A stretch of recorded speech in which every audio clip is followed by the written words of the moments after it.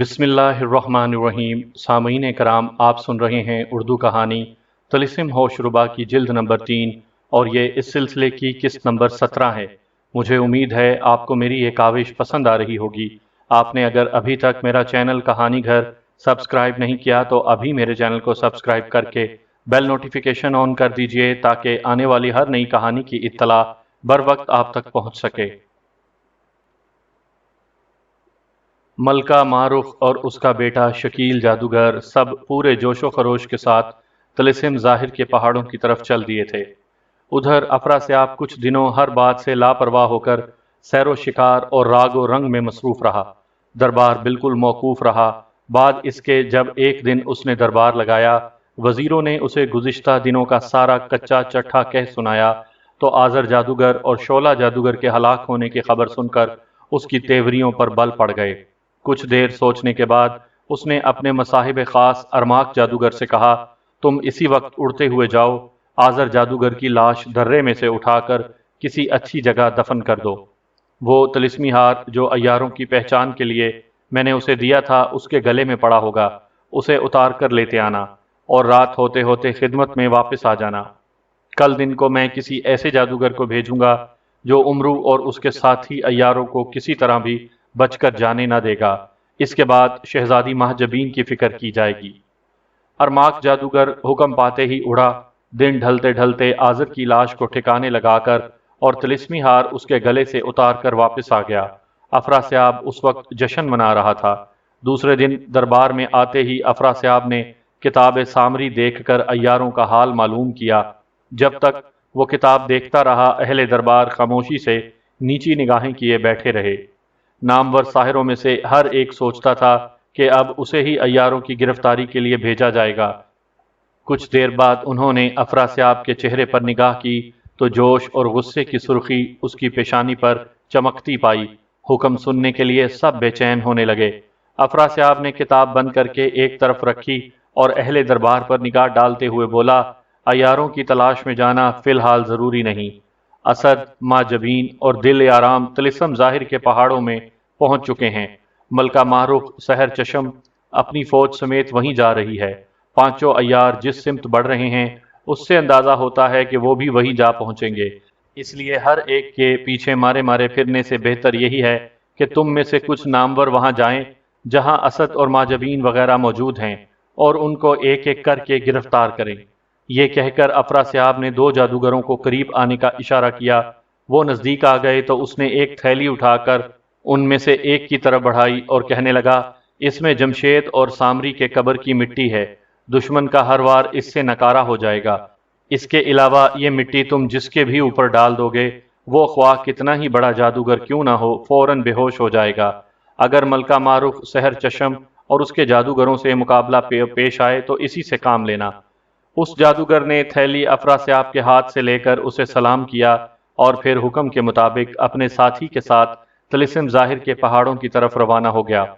ادھر ملکہ مارخ سحر چشم کچھ دور تو اپنے لشکر کے ساتھ چلتی رہی، لیکن جب اسے احساس ہوا کہ اس طرح وہ جلد سے جلد شہزادی ماجبین تک نہ پہنچ سکے گی تو اس نے لشکر کی کمان اپنے بیٹے شکیل جادوگر کے حوالے کرتے ہوئے اس سے کہا کہ سب کے ساتھ تیز رفتاری سے سفر کرنا مشکل ہے، میں آگے جاتی ہوں، تم لشکر کے ساتھ پہنچنا۔ بیٹے کو یہ ہدایت دے کر ملکہ نے جادو کی طاقت سے ایک بڑا شہباز پیدا کیا اور اس پر سوار ہو کر اڑتی ہوئی نظروں سے غائب ہو گئی۔ دوسری طرف پانچوں عیار ایک دوسرے سے دور دور رہتے ہوئے ایک سمت کو ترارے بھرتے چلے جا رہے تھے۔ اپنی غیر معمولی تیز رفتاری کے سبب امرو ان سب سے کئی منزل آگے نکل گیا تھا۔ بڑھتے بڑھتے وہ ایک ایسے پہاڑی سلسلے میں داخل ہو گیا جس کی چوٹیاں آسمان سے باتیں کرتی تھیں۔ وادیاں سرسبز و شاداب تھیں، چشموں اور پھلدار درختوں کی فراوانی تھی، ساتھ ہی دروں، دراڑوں، گھاٹیوں اور کھائیوں کا بھی ہر طرف ایک جال پھیلا ہوا تھا۔ دم لینے کے خیال سے وہ ایک جگہ رک گیا۔ اسی لمحے اس کے کانوں میں ملے جلے کہکہوں کی آواز آئی۔ وہ چونک کر چاروں طرف دیکھنے لگا۔ کہکہوں کی آواز فوراً ہی غائب ہو چکی تھی، اور کوئی ہوتا تو شاید اسے اپنا وہم سمجھتا۔ پھر آگے یہ آواز مسلسل گونجتی رہتی تو شاید امرو بھی یہی خیال کرتا کہ یہ کوئی طلسمی شعبدہ ہے، مگر اب اسے اس بات میں کوئی شبہ نہ رہا کہ وہ کسی عورت اور مرد کے ہنسنے کی آواز تھی۔ اور یہ کہ ارد گرد ضرور دو یا دو سے زیادہ انسان موجود ہیں۔ یہ کون ہو سکتے ہیں؟ امرو اس بارے میں کوئی رائے قائم نہ کر سکا۔ البتہ اس کا دل گواہی دے رہا تھا کہ وہ جو بھی ہوں قریب کی ایک بڑی چٹان کے پیچھے ہی ہوں گے۔ چٹان کے پیچھے جانے کا راستہ خاصا کشادہ اور ہموار تھا۔ امرو جست لگا کر اس کے قریب جا پہنچا اور پنجوں کے بل آگے بڑھنے لگا۔ تھوڑی ہی دیر بعد اونچی چٹانوں سے گھری ہوئی ایک خاصا کشادہ اور ہری بھری وادی اس کے سامنے تھی۔ بائیں جانب ایک بلند مقام پر نگاہ پڑتے ہی اس کے کان کھڑے ہو گئے۔ وہاں ایک خوبصورت جادوگرنی کھڑی چوکسی کر رہی تھی۔ قبل اس کے کہ اس کی نگاہ امرو پر پڑتی، امرو جلدی سے دو پتھروں کے بیچ دبک گیا اور درمیان کی باریک دراڑ میں آنکھ جما کر اسے غور سے دیکھنے لگا۔ اسی موقع پر دوبارہ کہوں کی آواز اس کے کانوں میں آئی اور اس کی نگاہ خود بخود جادوگرنی سے ہٹ کر نیچے وادی کے ایک جھاڑ کے سامنے جم گئی۔ ایک چورس پتھر پر ایک مرد اور عورت بیٹھے آپس میں ہنس ہنس کر باتیں کر رہے تھے۔ لڑکی قیمتی لباس اور جڑاؤ زیورات پہنے تھی اور کوئی شہزادی دکھائی دے رہی تھی۔ مرد کی کمر میں تلوار، پشت پر ترکش اور شانے پر کمان لٹک رہی تھی۔ چہرے سے شجاعت اور شرافت جھلک رہی تھی۔ آن بان کے لحاظ سے بھی وہ کوئی سورما اور شہزادہ معلوم ہوتا تھا۔ اسے پہچاننے میں امرو کو زیادہ دیر نہ لگی۔ بلا شبہ وہ اس کے منہ بولے بیٹے کرب کا فرزند امیر حمزہ کا نواسا شہزادہ اسد غازی تھا۔ امرو بے دھڑک پتھروں کی اوٹ سے نکلا اور اسد کی طرف بڑھتے ہوئے اونچی آواز میں کہنے لگا، او نامعقول لڑکے، یہ کیا ہو رہا ہے؟ تو طلسم فتح کرنے کے ارادے سے گھر سے نکلا تھا۔ دل آرام بلندی پر کھڑی چوکسی کر رہی تھی۔ اس نے جو ایک منچنو قسم کے اول جلول آدمی کو شہزادہ اور شہزادی کی طرف لپکتے دیکھا تو بھاگتی ہوئی ان کے پاس آ کر کھڑی ہو گئی۔ اس کی ڈانٹ سن کر وہ اور شہزادی ماں جبیں دونوں حیرت کے ساتھ اسے گھورنے لگیں۔ اس کے برعکس شہزادے کا چہرہ اسے دیکھتے ہی کھل اٹھا۔ امرو قریب پہنچا تو شہزادے نے لپک کر اس کا استقبال کیا اور جھک کر سلام کرتے ہوئے بولا، دادا جان، خوش آمدید۔ بس اب طلسم ہنستے کھیلتے فتح ہو جائے گا۔ امرو نے شہزادے کی پیشانی کا بوسہ لیا اور محبت سے اس کے سر پر ہاتھ پھیرنے لگا۔ شہزادی ماں جبیں اور دل آرام یہ حال دیکھ کر بھونچکا رہ گئیں۔ شہزادی سے صبر نہ ہو سکا، اس نے اسد سے کہا، شہزادہ صاحب، یہ آپ کے دادا جان ہیں؟ ہاں شہزادی صاحبہ، اسد نے جواب دیا، انہوں نے میرے والد کو گود لیا تھا۔ یہ میرے نانا کے بچپن کے یار، دنیا کے سب سے بڑے عیار امرو نامدار ہیں۔ خدا کا شکر ہے یہ آ گئے۔ اب افراسیاب، اس کے جادوگروں اور طلسم ہوش ربا کی تباہی یقینی جانو۔ شہزادے کی یہ باتیں سن کر شہزادی اور دل آرام نے جھک کر امرو کو سلام کیا، مگر امرو نے برا سا منہ بنا کر شہزادی کی طرف اشارہ کرتے ہوئے اسد سے کہا، تو نے تو بالکل ہی خاندان کی ناک کٹوا دی۔ تو اس کو شہزادی کہتا ہے؟ توبہ توبہ، ذرا اس کی شکل تو دیکھو۔ شہزادی ماں جبیں کا منہ فک ہو گیا، اس کی آنکھوں میں آنسو تیر گئے۔ دل آرام بھی سناٹے میں آ گئی، مگر شہزادہ اسد مسکرا دیا۔ شہزادی کے کان کے قریب منہ لے جا کر اس نے کہا، شہزادی، ان کا کہے کا برا نہ ماننا، یہ لالچی آدمی ہیں، بغیر کچھ وصول کیے راضی نہیں ہوتے۔ شہزادی نے جلدی جلدی اپنے ہاتھوں کے کڑے اتارے اور امرو کو پیش کر دیے۔ کڑے پاتے ہی امرو کی باچھیں کھل گئیں۔ اس نے شہزادی کے سر اور پیٹھ پر شفقت سے ہاتھ پھیرتے ہوئے کہا، بیٹی، تو واقعی شہزادی ہے۔ مجھے حیرت ہے کہ تو کیا دیکھ کے اس عربی بدو اسد کے پلے بند گئی۔ امرو کی یہ تبدیلی دیکھ کر شہزادی، شہزادہ اور دل آرام تینوں کھل کھلا کر ہنس پڑے۔ امرو نے ہاتھ اٹھا کر دعا دی، خدا تمہیں اسی طرح ہنستا ہنساتا رکھے۔ چند لمحے ہنسنے ہنسانے کے بعد امرو اور شہزادہ اسد ایک دوسرے کو اپنی آپ بیتی سنانے لگے۔ دل آرام اپنی جگہ واپس جا کر چوکسی کرنے لگی۔ اچانک دل آرام کو ایک بہت بڑا شہباز اڑتا ہوا اپنی طرف آتا دکھائی دیا۔ اس کے اوپر ایک جادوگرنی سوار تھی۔ دل آرام چھپ کر اسے دیکھنے لگی۔ شہباز جس رفتار سے اڑتا ہوا آیا تھا، اسی رفتار سے وادی کے اوپر سے اڑتا ہوا چلا گیا۔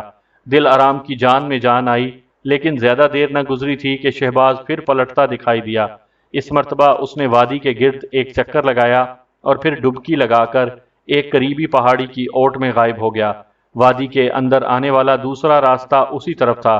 دل آرام نے اس راستے پر نگاہیں جما دیں۔ اب اسے یقین ہو چکا تھا کہ شہباز پر سوار جادوگرنی ہماری ہی تلاش میں تھی، اور اسے معلوم ہو چکا ہے کہ ہم اس وادی میں موجود ہیں۔ وہ اس پر جادو کے بان چلانے کے لیے تیار ہو بیٹھی۔ زیادہ دیر نہ گزری تھی کہ ایک بوڑھی مگر تندرست اور روبدار جادوگرنی وادی کے راستے پر بڑھتی ہوئی دکھائی دی۔ دل آرام جادو کا بان مارنے ہی والی تھی کہ اسے پہچان گئی۔ آنے والی شہزادی مہجبین کی نانی ملکہ معروف سحر چشم تھی۔ شہزادی کو اطلاع دینے کے لیے وہ پہاڑی سے نیچے اترنے لگی۔ اسی اثنا میں شہزادہ اسد اور امرو کی بھی معروف پر نگاہ پڑ گئی۔ شہزادہ تلوار کھینچ کر اس کی طرف لپکا۔ امرو نے عیاری کی چادر اوڑھ لی۔ معروف اسد کے بگڑے ہوئے تیور دیکھ کر پکاری، شہزادے تلوار نیام میں رکھ لو، میں دشمن نہیں مہجبین کی نانی ہوں۔ میری بچی کہاں ہے؟ میں اس سے ملنے کو بے چین ہوں۔ نانی کی آواز سنتے ہی شہزادی مہجبین دوڑتی ہوئی آئی اور اس کے قدموں سے لپٹ گئی۔ معروف نے اسے گلے سے لگا کر خوب پیار کیا اور پھر ٹھنڈی سانس بھر کر کہنے لگی، بیٹا تیری محبت میں کھینچی چلی آئی ہوں، پر انجام مجھے اچھا نظر نہیں آتا۔ افراسیاب زبردست جادوگر اور طاقتور بادشاہ ہے، اس کے مقابلے میں فتح حاصل کرنا میرے لیے ناممکن ہے۔ وہ چاہے تو دم کے دم میں ہمیں نیست و نابود کر سکتا ہے۔ معروف کی یہ گفتگو سن کر اسد کو جوش آ گیا۔ اس نے جواب دیا، یہ آپ کیا کہتی ہیں؟ اس نابکار کی کیا طاقت جو ہمیں نقصان پہنچا سکے؟ خدا ہمارے ساتھ ہے، دشمن ہمارا بال بھی بیکا نہیں کر سکتا۔ ذرا حوصلے سے کام لیجئے، خدا کی رحمت پر نظر کیجئے۔ معروف نے سر ہلایا اور بولی، بیٹا تم بھی ٹھیک کہتے ہو، مگر ظاہری طاقت بھی کوئی چیز ہوتی ہے، آپ بالکل فکر نہ کریں۔ اسد نے اسے تسلی دیتے ہوئے کہا، اب میں تنہا نہیں، استاد مکر و عیاری اور جادوگروں کے شوقین شکاری جناب عمرو یہاں تشریف لا چکے ہیں۔ افراسیاب اور اس کی طلسمی طاقت کا خاتمہ ہمارے لیے اب آسان ہو گیا ہے۔ شاباش بیٹا شاباش۔ ملکہ معروف شہزادہ اسد کی پیٹھ تھپکاتے ہوئے بولی، تم واقعی شیر دل ہو۔ یہ باتیں میں نے صرف تمہارا حوصلہ جانچنے کے لیے کہی تھیں، ورنہ میں پہلے سے یہ طے کر کے آئی ہوں کہ مرتے دم تک افراسیاب کا مقابلہ کروں گی۔ ویسے میں نے نجوم کے ذریعے یہ بھی معلوم کر لیا ہے کہ افراسیاب تمہارے ہی ہاتھوں ہلاک ہوگا اور اس طلسم کو بھی نیست و نابود کرو گے۔ شہزادہ اسد کی ہمت بندھانے کے بعد معروف شہزادی مہجبین کی طرف متوجہ ہوئی۔ شہزادی آنکھوں میں آنسو بھر کر اسے اپنی آپ بیتی سنانے لگی۔ امرو چادر اوڑھے سب کی نگاہوں سے پوشیدہ رہا۔ اسے اندیشہ تھا کہ معروف دھوکہ دینے کے لیے شہزادے اور شہزادی سے محبت جتا رہی ہے، انہیں گرفتار کرنے کا کوئی منصوبہ دل ہی دل میں بنا رہی ہے۔ اسی اندیشے کے سبب وہ چکنا اور روپوش رہا۔ دل آرام کب کی آ کر شہزادی کے پہلو میں کھڑی ہو چکی تھی اور شہزادی کی باتوں کے درمیان کہیں کہیں لقمہ دیتی تھی۔ یہ سلسلہ جاری تھا کہ افراسیاب کا بھیجا ہوا ایک جادوگر راہدار جادو نہ جانے کہاں سے اچانک وادی میں داخل ہو گیا۔ ملکہ معروف سحر چشم کو دیکھتے ہی اس کی آنکھوں میں خون اتر آیا۔ اسے مخاطب کرتے ہوئے وہ چلایا، او غدار ہوشیار ہو جا، میں تجھے پوری سزا دوں گا۔ شاہی مجرموں سے میل ملاپ کرتے تجھے انجام کی بالکل پرواہ نہ ہوئی۔ خاموش او بے لگام، لے سنبھال اپنی اس بے ادبی کا انعام۔ ملکہ معروف نے تڑپ کر اٹھتے ہوئے کہا اور ایک فولادی گولا جھولی سے نکال کر منتر پڑھ کر اس کی طرف پھینک دیا۔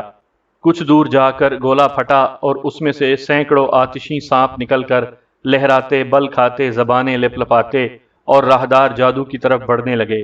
لیکن قبل اس کے کہ وہ اس تک پہنچتے، راہدار نے جھولی میں ہاتھ ڈال کر ایک چٹکی خاک ان کی طرف پھینک دی۔ دم کے دم میں سارے آتشی سانپ پانی کی قطرے بن گئے اور گر کر زمین میں جذب ہو گئے۔ یہ دیکھ کر ملکہ معروف بپھر گئی۔ دوسرا وار کرنے کے ارادے سے آہستہ آہستہ راہدار جادوگر کی طرف بڑھنے لگی۔ دل آرام بھی جوش میں آ کر معروف کے ساتھ قدم اٹھانے لگی۔ راہدار جادوگر کچھ دیر جوں کا توں کھڑا رہا، لیکن جیسے ہی معروف اور دل آرام ایک جگہ رک کر اپنی اپنی جھولیوں کی طرف ہاتھ بڑھانے لگیں، اس نے ایک چھلانگ لگائی اور زمین پر قدم رکھنے سے پہلے ایک چٹکی خاک کی نکال کر معروف اور دل آرام کی سمت پھونک دی۔ دونوں کی دونوں ایک ساتھ بے ہوش ہو کر دھڑام سے نیچے گر پڑیں۔ شہزادہ اسد جو ایک طرف کھڑا یہ تماشا دیکھ رہا تھا، یہ رنگ دیکھ کر تلوار نکال کر راہدار جادوگر کی طرف دوڑ پڑا۔ راہدار جادو نے فوراً منتر پڑھ کر اسد کی سمت پھونک ماری۔ اسد جس جگہ اور جس حالت میں تھا اسی جگہ اور اسی حالت میں رہ گیا۔ راہدار جادوگر نے فاتحانہ کہکہا بلند کیا اور شہزادی ماجبین سمیت سب کو طلسمی جال میں لپیٹ کر لے چلا۔ اب امرو کی باری تھی۔ جوں ہی راہدار نے اس کی طرف پیٹ کی، اس نے چادر اتاری، 8 نوک والا ترشا ہوا وزنی پتھر گوپھن میں رکھ کر گھمایا اور راہدار جادوگر کے سر کا نشانہ باندھ کر پکارا، اے بھائی جادوگر، ذرا ٹھہرنا۔ راہدار جادوگر یہ آواز سن کر حیرت کے ساتھ پیچھے مڑ کر دیکھنے لگا۔ اسی لمحے امرو کا پھینکا ہوا پتھر ٹھیک اس کی پیشانی پر آ کر لگا اور تڑاک کی ایک زوردار آواز کے ساتھ اس کی کھوپڑی کے ٹکڑے اڑ گئے۔ بھیجا اڑ کر بکھر گیا۔ وہ جال جس میں اس نے سب کو لپیٹ رکھا تھا اس کے کندھے سے گر کر کھل گیا۔ شہزادہ اسد ماجبیں کو سنبھال کر ایک طرف کھڑا ہو گیا۔ دل آرام اور ماں رخ بے ہوش پڑی تھیں۔ اچانک شور و ہنگامہ راہدار جادوگر کے مرنے کا بلند ہوا۔ خوفناک آندھی اور تاریکی چھانے لگی۔ اسی لمحے ماں رخ ہوش میں آ گئی۔ ارد گرد زبردست ہڑبونگ دیکھ کر اس نے منتر پڑھ کر تالی بجائی۔ آنن فانن شور و ہنگامہ ختم ہو گیا۔ آندھی اور تاریکی غائب ہو گئی۔ سب سے پہلے اس کی نظر راہدار جادوگر کی لاش پر پڑی اور پھر فوراً ہی اس نے امرو کو دیکھا۔ وہ اسے پہچانتی نہ تھی۔ سمجھی کہ یہ اول جلول سا آدمی بھی راہدار جادوگر کا کوئی ساتھی ہے اور اس کی مدد کو آیا ہے۔ امرو کو گھورتے ہوئے اس نے ارادہ کیا کہ منتر پڑھ کر اسے گرفتار کر لے۔ امرو اس کا ارادہ بھانپ گیا۔ پھرتی کے ساتھ پینترا بدلتے ہوئے اس نے زنبیل سے صفوف بے ہوشی نکالا اور ماں رخ کے منہ پر پھینک مارا۔ شہزادہ اور شہزادی ہائیں ہائیں کہتے رہ گئے۔ ماں رخ بے ہوش ہو کر گر پڑی۔ امرو چادر اوڑھ کر پھر غائب ہو گیا۔ شہزادہ اسد ملکہ ماں رخ کو اور شہزادی دل آرام کو ہوش میں لانے کے لیے ان کے منہ پر پانی کے چھینٹے مارنے لگے۔ جلد ہی دونوں ہوش میں آ گئیں۔ ملکہ ماں رخ نے اٹھتے ہوئے شہزادے سے حیرت کے ساتھ پوچھا، بیٹے یہ سب کیا ہے؟ اب فکر کی ضرورت نہیں۔ شہزادہ اسد اسے تسلی دیتے ہوئے بولا، راہدار جادوگر آپ کو اور دل آرام کو بے ہوش کرنے کے بعد ہم سب کو باندھ کر لے چلا تھا۔ دادا جان نے اسے مار کر ہم سب کو چھڑا لیا۔ آپ انہیں دشمن سمجھ کر گرفتار کرنا چاہتی تھیں، اس لیے انہوں نے آپ کو بھی بے ہوش کر دیا تھا۔ ملکہ ماں رخ یہ سن کر مسکرائی اور بولی، بڑے کمال کے ہیں تمہارے دادا جان، مگر گئے کہاں؟ بلاؤ نہ انہیں، وہ یہیں کہیں چھپے ہوئے ہیں۔ شہزادہ اسد نے ہنستے ہوئے کہا، ہمارے بلائے نہ آئیں گے، آپ ہی پکاریے۔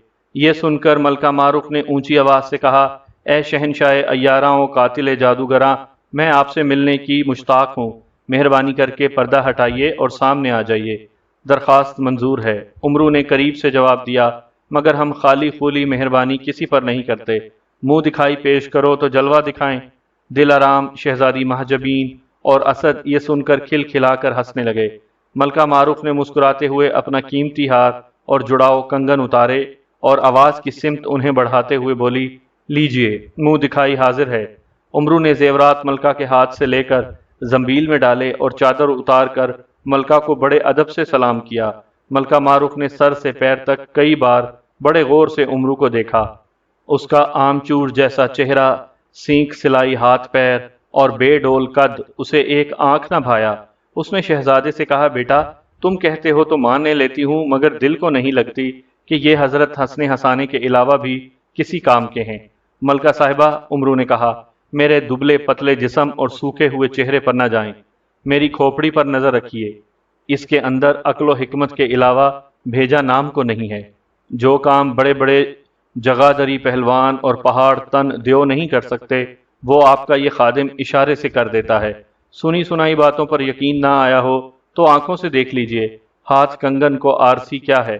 یہ باتیں ہو ہی رہی تھیں کہ افراسیاب کا بھیجا ہوا دوسرا خطرناک ساحر فولاد جادوگر وادی میں آ داخل ہوا اور سب کو للکارنے لگا۔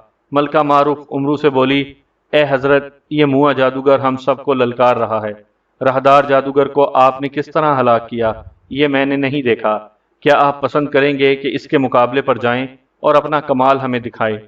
یہ کیا بڑی بات ہے، امرو نے فخر سے سینہ تان کر کہا، اسے تو میں یوں چٹکی میں مسل دوں گا جیسے مچھر، ذرا غور سے دیکھیے۔ یہ کہہ کر امرو اچھلتا کودتا ناچتا تھرکتا فولاد جادوگر کے سامنے جا پہنچا۔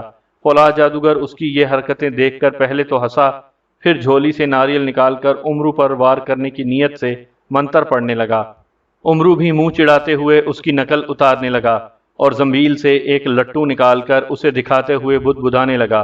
فولاد سمجھا کہ وہ بھی کوئی بہت بڑا جادوگر ہے۔ وہ سوچ میں پڑ گیا کہ ناریل والا حربہ کرے یا کوئی دوسرا۔ موقع سے فائدہ اٹھاتے ہوئے امرو چلایا، دودھ بخشوا لے، وہ دیکھ تیری ماں پیچھے کھڑی تجھے بلا رہی ہے۔ فولاد گردن گھما کر اپنے پیچھے دیکھنے لگا، لیکن وہاں کوئی بھی نہ تھا۔ غصے میں آ کر اس نے امرو کی طرف گردن گھمائی اسی موقع پر عمرو نے صفوف بے ہوشی اس کے منہ پر کھینچ مارا۔ فولاد کو ایک زوردار چھینک آئی اور پھر وہ بے ہوش ہو کر زمین پر گر پڑا۔ عمرو اس کے سینے پر جا سوار ہوا اور آنن فانن اس کا قصہ تمام کر دیا۔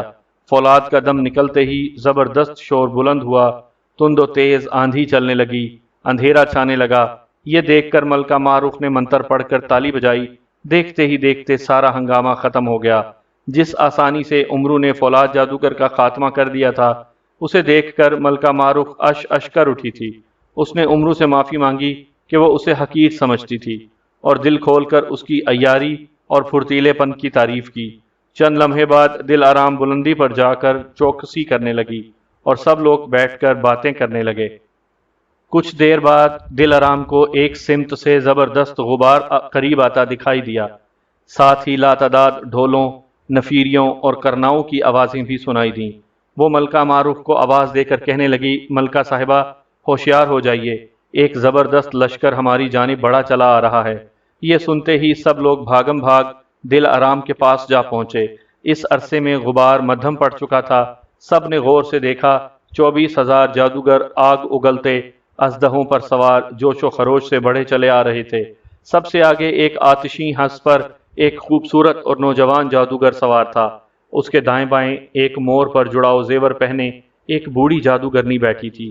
ان کے پیچھے کئی آتشی ہاتھیوں کی پیٹھ پر لمبا چوڑا ہودہ بندھا ہوا تھا، جس کے بیچ میں ایک زرنگار چھتری کے نیچے ایک جڑاؤ تخت بچھا ہوا تھا۔ تخت کے ارد گرد درجنوں کنیزیں اور خادمائیں زرق برق لباس میں پہنے، ہاتھوں میں مورچل اور پنکھے لیے کھڑی تھیں، مگر تخت خالی تھا۔ یہ دیکھ کر ماروخ کے علاوہ ہر ایک کے چہرے پر فکر کی لکیریں ابھر آئیں۔ ماروخ کا چہرہ خوشی سے تمتما رہا تھا۔ ہنس پر سوار نوجوان جادوگر کی طرف انگلی اٹھاتے ہوئے اس نے کہا، وہ میرا بیٹا شکیل جادوگر ہے، اس کے برابر مور پر میری والدہ ماہ جادوگر ہیں۔ وہ تخت میرا ہے، یہ سارا لشکر ہماری مدد کو آیا ہے۔ یہ سن کر سب کے چہرے کھل اٹھے، ہاتھ ہلا ہلا کر وہ آنے والوں کا استقبال کرنے لگے۔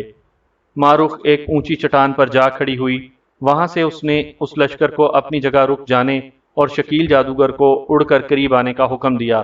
شکیل جادوگر حاضر ہو گیا تو اس نے سب سے اس کا تعارف کروایا۔ پھر اس نے حکم دیا، شاہی خیمے اس وادی میں لگوائے جائیں اور لشکر کو اس وادی کے چاروں طرف ٹھہرایا جائے۔ شکیل جادوگر نے یہ احکامات سن کر سر جھکایا اور ہنس پر اڑتا ہوا لشکر میں واپس جا پہنچا۔ چند گھنٹے بعد وہ وادی ایک شاہی قیام گاہ میں اور ارد گرد کی پہاڑیاں ایک مضبوط فوجی قلعے میں تبدیل ہو چکی تھیں۔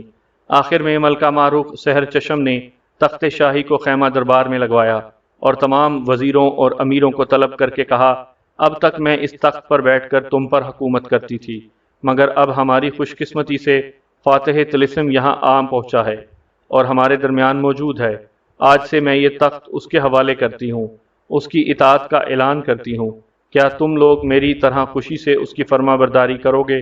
سارے درباری ہاتھ اٹھا کر چلائے، کریں گے، مرتے دم تک کریں گے۔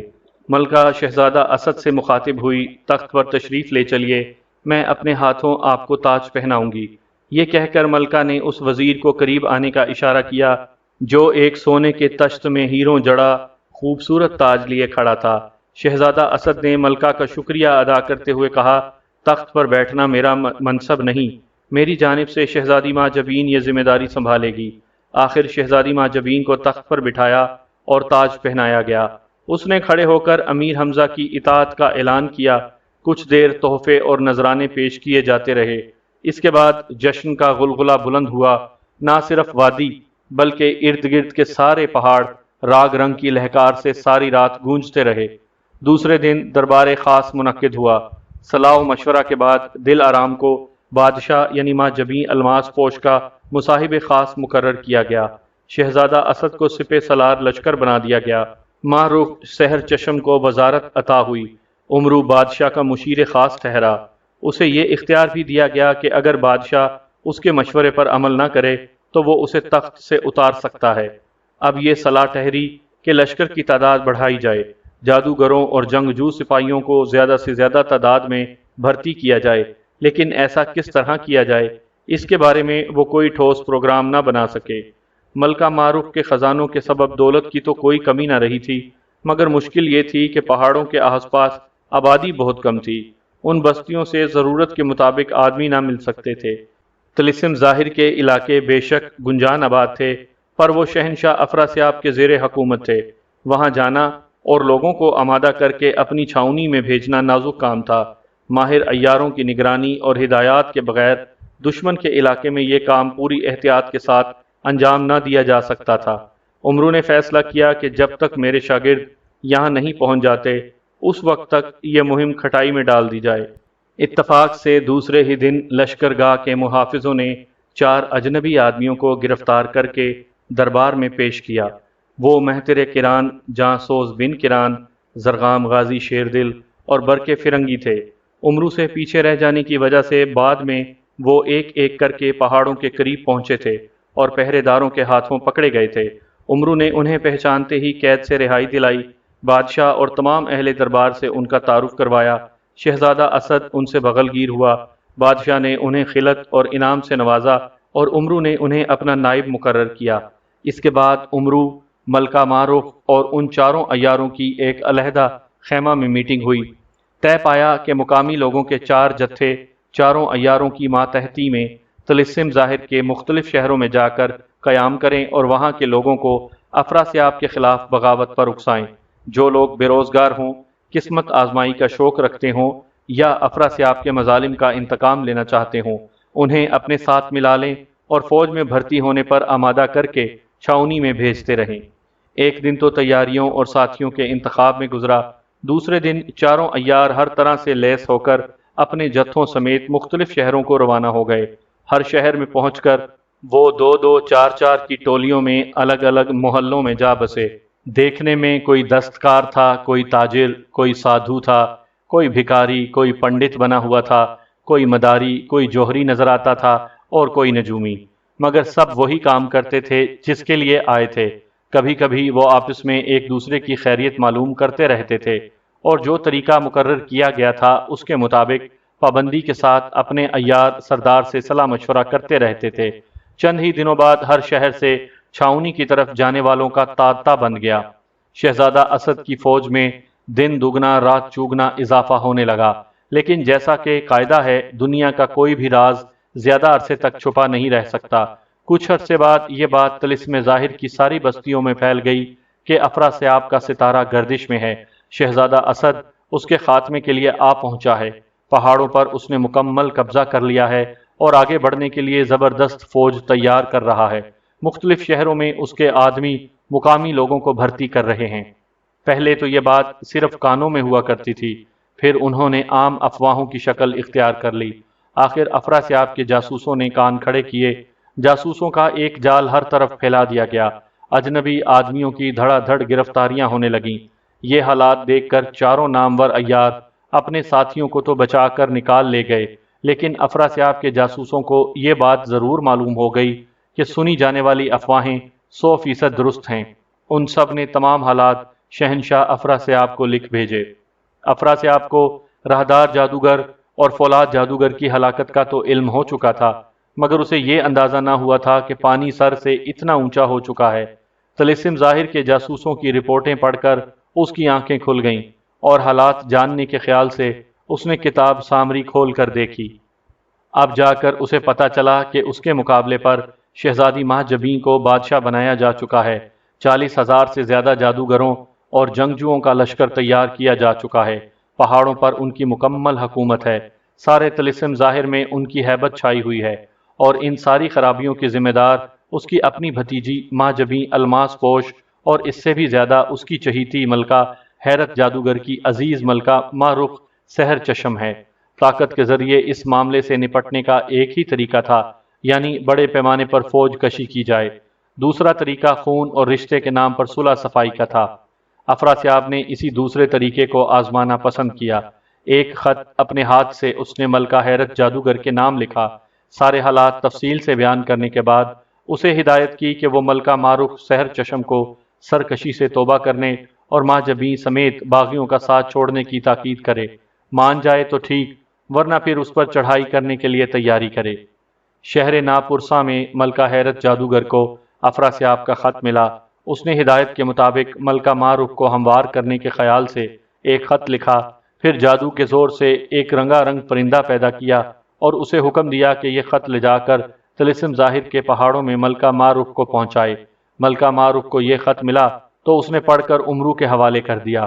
اس میں رشتے کے واسطے سے لے کر لالچ اور دھمکی تک ہر طرح کی باتوں سے معروف کو افراسیاب کی اطاعت کرنے کی تلقین کی گئی تھی۔ معروف یہ خط پڑھ کر پریشان ہو گئی تھی، مگر امرو غصے سے سرخ ہو گیا۔ جواب میں اس نے ایک خط اپنی جانب سے ملکہ حیرت جادوگر کے نام لکھا اور لفافے میں بند کر کے طلسمی پرندے کے حوالے کر دیا۔ پرندے نے لفافے کو چونچ میں دبایا اور جا کر ملکہ حیرت جادوگر کے پاس پہنچایا۔